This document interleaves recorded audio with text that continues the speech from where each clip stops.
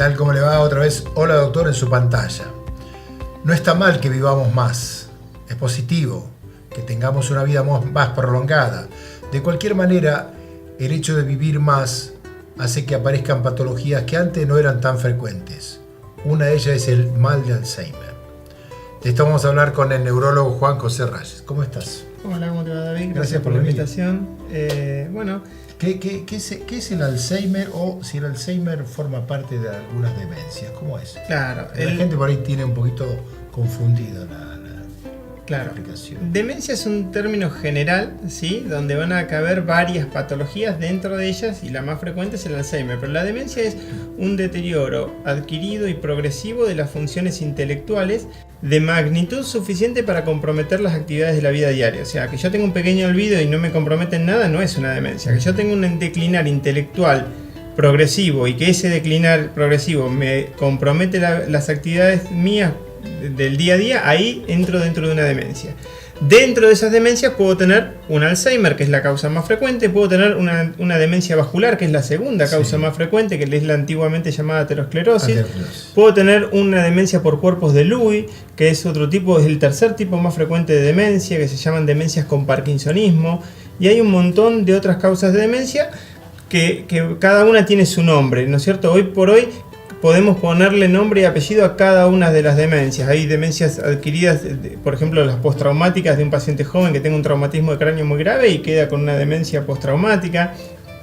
Hay un montón de nombres para cada demencia y ya no se usa más el término que en la antigüedad le llamaban demencia senil, que era una bolsa de gato donde tirábamos todos los tipos de demencia porque no le podíamos poner nombre y apellido. Hoy por hoy, con todos los métodos diagnósticos que tenemos, nosotros podemos acertar bastante el diagnóstico y eso también nos lleva un poquito a saber un poquito más del pronóstico de cada tipo de demencia, porque cada demencia tiene sus particularidades. Si bien todos son deterioros progresivos, algunas van a deteriorar un aspecto más que otro y es importante uno saber qué tipo de demencia tiene el paciente para ir tomando los recaudos que corresponda a cada tipo de demencia. Claro. La demencia de tipo Alzheimer, como vos comentabas, es la causa más frecuente de demencia degenerativa, o sea, por envejecimiento progresivo del cerebro. Ajá. ¿Y en qué etapa de la vida se da? Generalmente la tercera etapa, pero ¿en qué momento? ¿Hay momentos específicos? 60, 70, 80. En la medida que nosotros vamos envejeciendo, va aumentando el riesgo de demencia. ¿Sí? Más o menos ponele que es un 5% entre los 60 y 65 años, un 10% a los 70, un 20% a los 80 y un 40% a los 90. Por lo cual va aumentando mucho con la edad. Y a eso a veces lleva algunas confusiones porque dice, no, mi mamá y mi papá tuvieron demencia, por lo cual yo voy a tener demencia. No, si tu mamá y tu papá vivieron hasta los 90 años, cualquiera de ellos dos podría tener 40% de riesgo de tener demencia y si vos vivís hasta los 90 años vas a tener ese 40% de riesgo y la parte hereditaria realmente, por suerte, es tiene mucha influencia. No tiene mucha influencia en los añosos, en la gente grande. Sí, si yo tengo mamá o papá que ha tenido, o algún familiar directo que ha tenido una demencia entre los 50 y 60 años, ahí aumenta un poquito más el riesgo de que eso pudiera tener un componente hereditario, pero sigue siendo muy baja la posibilidad. ¿Sí? Generalmente son cuestiones que no tienen que ver claramente con la genética. Claro. Doctor, ¿cuáles son los primeros síntomas? Más allá de que uno sospeche que va a ser el olvido, pero ¿cómo se dan los primeros síntomas? Los síntomas tienen dos grupos de síntomas principales. Primero y principal, la pérdida de la memoria, los olvidos. ¿Sí? ¿Qué nos olvidamos? Por eso nosotros distinguimos olvidos benignos de olvidos patológicos, olvidos malignos. ¿Qué es un olvido patológico? Es cuando yo olvido toda una situación. O sea, yo puedo olvidar alguna cuestión particular de esta reunión, de lo que charlamos, pero yo no puedo olvidarme que me reuní con vos, David, a hacer un programa. Por ejemplo, olvídate de mi nombre, pero no de que estoy. Exacto. Con respecto a lo de los nombres que vos mencionás y que es una consulta frecuente, doctor, yo me olvido de los nombres de la persona. Mientras yo sepa quién es la persona, de dónde la conozco y todo, pero no me sale el nombre, lo tengo en la punta de la lengua y no me sale. Eso es normal, es envejecimiento normal. Ahora, cuando yo veo a una persona que yo ya conocía y la desconozco, eso es un problema, ¿sí? Cuando yo empiezo a ponerme repetitivo, que empiezo a preguntarte todos los días lo mismo, te empiezo a contar varias veces lo mismo, eso es un olvido patológico, ¿sí? Cuando yo tengo dificultades, por ejemplo, para manejar el dinero. Empiezo a desconocer los billetes, me cuesta calcular los vueltos, empiezo a perder las cosas porque las empiezo a dejar en lugares ilógicos. Cuando me empiezo a desorientar en lugares que yo antes conocía, o sea, obviamente yo voy a una ciudad que no conozco, no me voy a desorientar, sí, pero si yo en mi ciudad comienzo a tener dificultades para conducirme, bueno, pues eso ya tengo un problema de olvidos que son patológicos.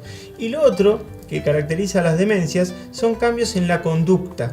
¿Sí? Entonces las demencias son deterioros cognitivos conductuales progresivos. Entonces el paciente comienza a cambiar la conducta, puede volverse más desinteresado, cosas que antes le encantaban. Una persona que era apasionada del fútbol pasaba horas mirando los partidos, ahora ya no le interesa más el fútbol.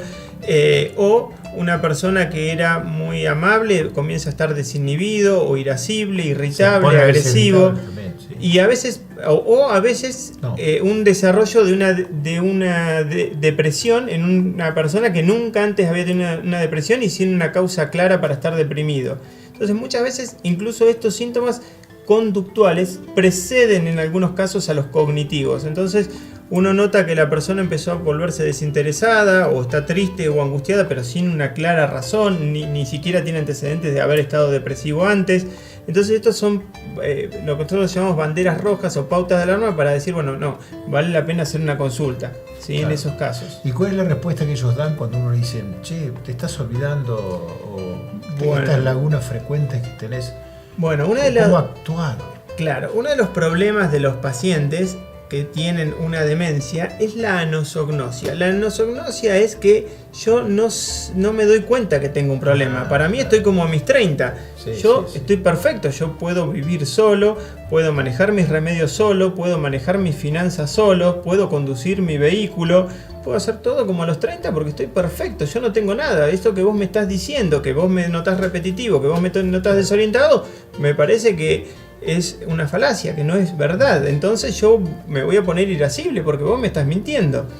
Entonces eso es importante trabajar sobre esos problemas porque el familiar va a tener que lidiar con ciertas cosas. Una de las cosas es el manejo vehicular. Nosotros hacemos mucho hincapié que la persona que está empezando con una demencia ir programando que no va a poder manejar en breve. Yo puedo permitirle el primer año, si está muy bien y en ciertos tipos de demencia, conducir, pero yo ya sé que esa persona le voy a tener que sacar el auto y él se siente perfecto. ¿Y qué hace? Le voy a cortar las piernas, pero las reglas son las reglas y yo a veces digo que empiezan a cambiar los roles. Uno como hijo ya no es el hijo, uno ya es el tutor de esa persona y el que mejor va a saber decidir sobre lo que tiene que hacer y no tiene que hacer esa persona. Entonces es bastante... El tema es cómo lo toman. Bueno, por eso nosotros como médicos, para el abordaje de esto necesitamos varias personas. Nosotros como médicos y a veces grupos de familiares, que por suerte los hay, que han pasado por lo mismo y que pueden aconsejar a estas familias que están enfrentando este nuevo problema, decirle, bueno, mira, a mí me pasó esto y yo lo resolví de esta manera, porque nosotros a veces atrás de un escritorio podemos dar ciertos consejos, pero el que lo vivió es otra cosa. Entonces, siempre por suerte hay que buscar contener esa familia que está enfrentando un problema que va a ser a largo plazo encima, porque en general la sobrevida de una persona al cual yo le diagnostico Alzheimer va a ser entre 10 y 12 años, por lo cual va a tener una enfermedad que progresivamente va a ir deteriorando su intelecto, progresivamente va a ir deteriorando su conducta, y eso va a tener un periodo de varios años de evolución, ¿no es cierto? Doctor, usted recién me decía de hacer un abordaje con un profesional. Ahora, ¿cómo yo lo llevo o cómo él me acepta que yo lo lleve al médico para decir, vamos a tratar esto porque me parece que te estás olvidando con frecuencia de las cosas y ya es un riesgo? Bueno, para eso otra vez, si la persona es dócil, vamos todos bien. ¿Sí? Si la persona es combativa, es un problema y muchas veces tenemos que recurrir a mentiras piadosas, decirle, bueno, mire, su obra social le pide un control, por lo cual tiene que ir a hacer un chequeo con el doctor X. O a veces tenemos una persona que está en la casa, que se niega absolutamente a salir y viene la familia a consultarnos, nos explican y bueno, a veces necesitamos hacer primero un abordaje de tratamiento para ayudar a que la persona esté un poquito menos irascible y después recién empezar a todo el abordaje diagnóstico que corresponde a cada caso. Claro. Sí, eso es, uno lo va haciendo en base a cada paciente en particular. Claro. Hay demencias, por suerte no es la del Alzheimer el caso más común, pero hay demencias como la demencia vascular que son de inicio muy irritables y agresivos, y esas personas son muy negativas a iniciar un tratamiento. ¿Y cómo podemos hacer con ello? Es decir, porque a veces uno dice, che, te estás olvidando de las cosas, uno lo trata mal en lugar de tratarlo de otra manera. Sí, yo siempre les digo a los familiares que la persona no sabe que tiene un problema y no sabe que te contó esto lo mismo 30 veces o que te preguntó esto lo mismo 30 veces. Por lo cual yo tengo que enfrentar cada vez que me pregunta algo o me cuenta algo con la misma atención como si fuera la primera vez. Porque si yo lo empiezo a decir, mira, esto ya me lo contaste, el paciente va a decir, no te lo conté porque estás seguro que no te lo contó, porque para él es algo nuevo, nunca te lo dijo. Entonces generamos mayor irritabilidad, entonces no es conveniente ir al choque en ese caso. Entonces uno tiene que acompañar a la persona en esto, ayudarlo sin confrontar, pero siempre ir buscándole el perfil para que al final termine haciendo lo que nosotros queremos que haga, porque volvemos a lo mismo con respecto a la medicación. A veces un día tenés que decirle, bueno, mira, la medicación me voy a encargar yo. Y bueno, eso también es un paso que a veces hay que ir dándolo con cuidado, porque la persona siempre se siente autoválida y quiere seguir manejando un montón de cosas. Con las finanzas es un problemón. Enseguida hablamos de eso y otros temas. Estamos con el doctor Juan José Reyes hablando del tema importantísimo, el mal de Alzheimer. ¿Vamos a la pausa? Vamos.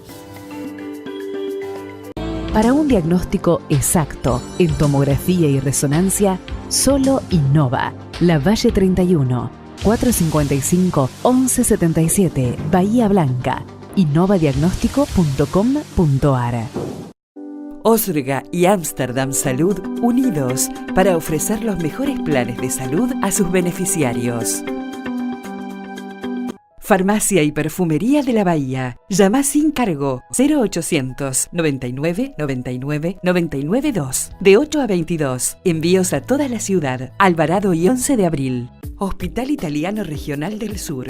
Más de medio siglo atendiendo la salud de la gente de Bahía Blanca y la región. Dr. Justiniano San, especialista en cirugía plástica, estética y reparadora. Celarrayán 654, 454-1418 y Alsina 575, 456-2220.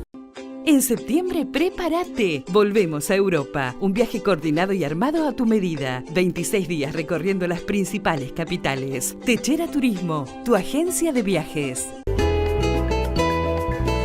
Decíamos al comienzo que el mal de Alzheimer es una de las patologías que se da con la progresión de la edad. Cada vez vivimos más y aparece esto. Estamos hablando de esto con el doctor Juan José Reyes.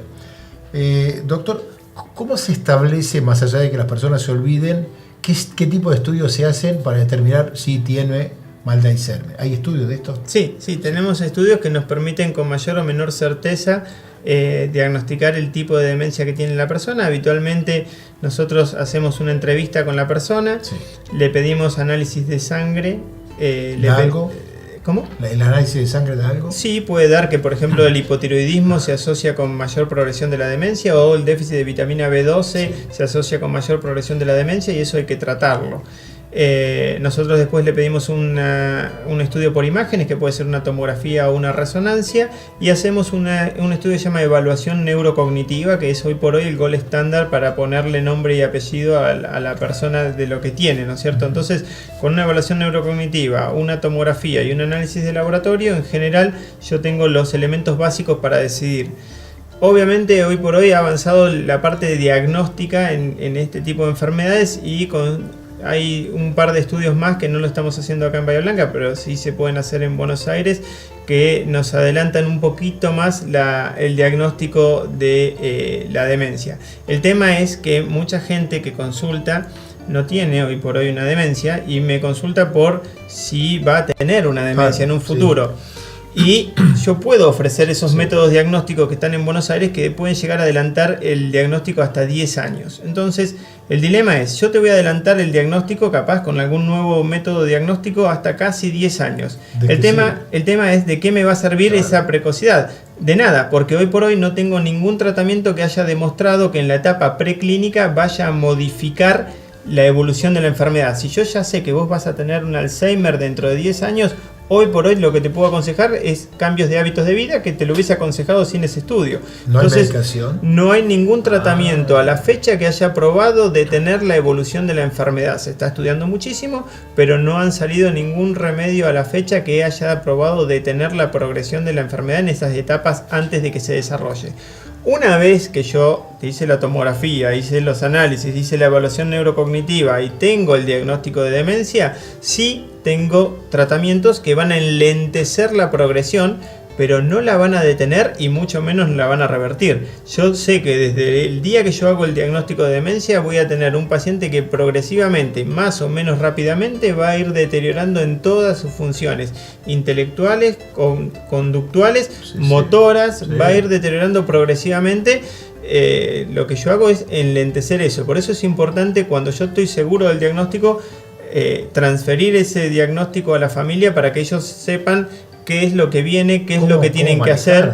Claro. Y con respecto al paciente, bueno, uno trata de no ser demasiado duro, porque a veces eso puede acarrear en una persona que no tiene un deterioro muy marcado, en conductas extremas que no serían aconsejables. Entonces uno para con el paciente, puede ser un poquito más benévolo en la explicación, pero yo me aseguro de que para con la familia tengan la información necesaria para manejar todo lo que se necesita manejar, ¿no es cierto? Usted me hablaba de cambio de hábitos. ¿Cuáles son los fundamentales? Nosotros siempre recomendamos lo que se llama la estimulación cognitiva, o sea, a cualquier edad mantener la mente trabajando, haciendo cosas. Por ejemplo. Leer cosas que te desafíen. Para mí leer medicina no es ninguna estimulación cognitiva porque es básico.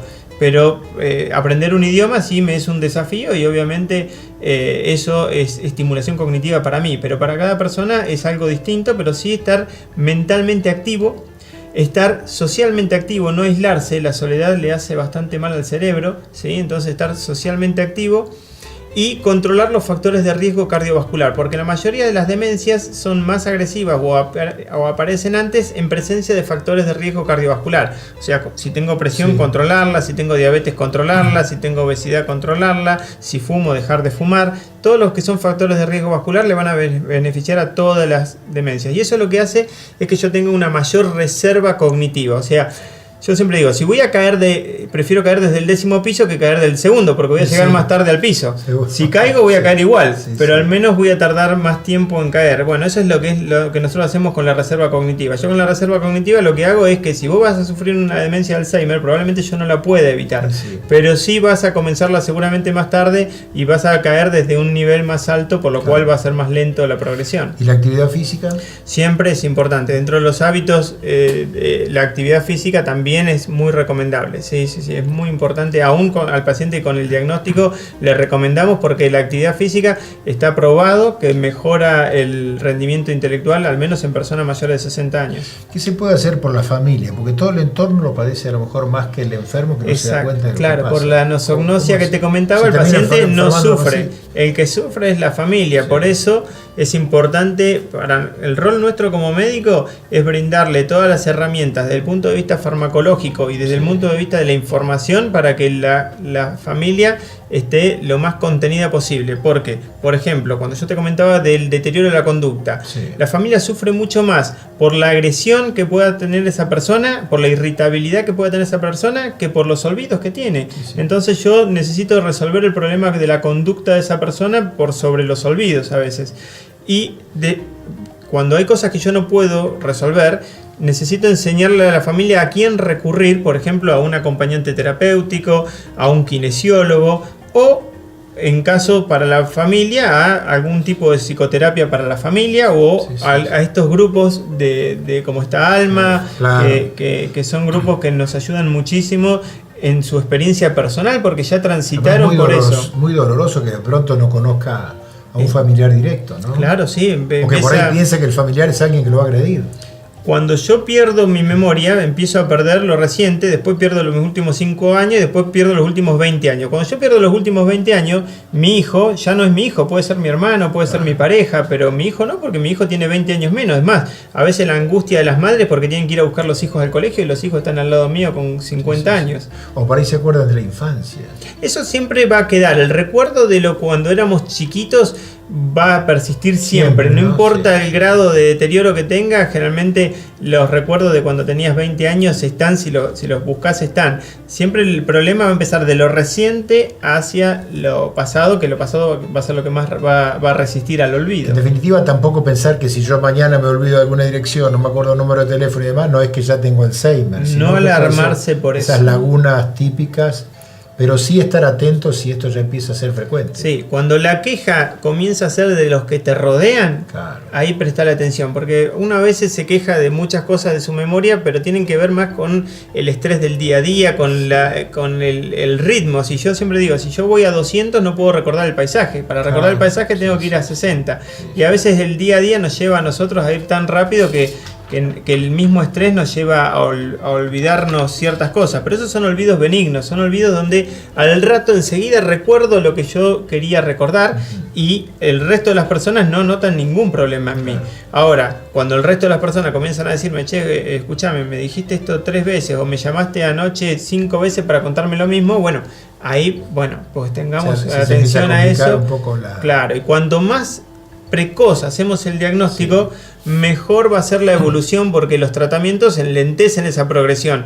No es lo mismo, volvemos con eso, porque si yo tengo un paciente que yo lo engancho con el diagnóstico 4 o 5 años después de que empezó la enfermedad, lo que yo voy a hacer es mucho menos que lo que yo hubiese podido hacer al inicio de la enfermedad. Por eso la consulta precoz, no creer que envejecer es deteriorarse. Hay gente que dice, no, porque está viejo se está deteriorando. No. El envejecer tiene que ser un envejecimiento exitoso. Natural, si yo me deterioro, ya no es un envejecimiento exitoso. Entonces yo siempre que me deterioro tengo que buscar ayuda por el médico. A veces los médicos vamos a ver resolver ese deterioro y a veces le vamos a decir, no, mire, a esto no lo podemos resolver. Pero siempre no aceptar que envejecer es deteriorarse. Eso está mal. El doctor René Favaloro, decía que una buena copita de vino es, muy aún no se ha refutado eso. Nosotros seguimos ni para el Alzheimer. No, seguimos sosteniendo. El tema es que no te olvides cuánto tomaste. Claro, seguro. La gente de Brix le ofrece este vino para que pueda disfrutar usted con quien quiera. Bueno, David, les agradezco a la gente de Brix y a vos por el presente. No, gracias a usted, muy clarito. Bueno, me alegro, espero haber aclarado a quien tenga alguna duda sobre eso. Bueno. Con el doctor Juan José Rayer, que es el neurólogo, estuvimos hablando de este tema tan actual, pero a pesar de que tiene vinculación con las personas que van pasando años, el mal de Alzheimer. La semana que viene volveremos con otro tema importante en Hola Doctor. Chao.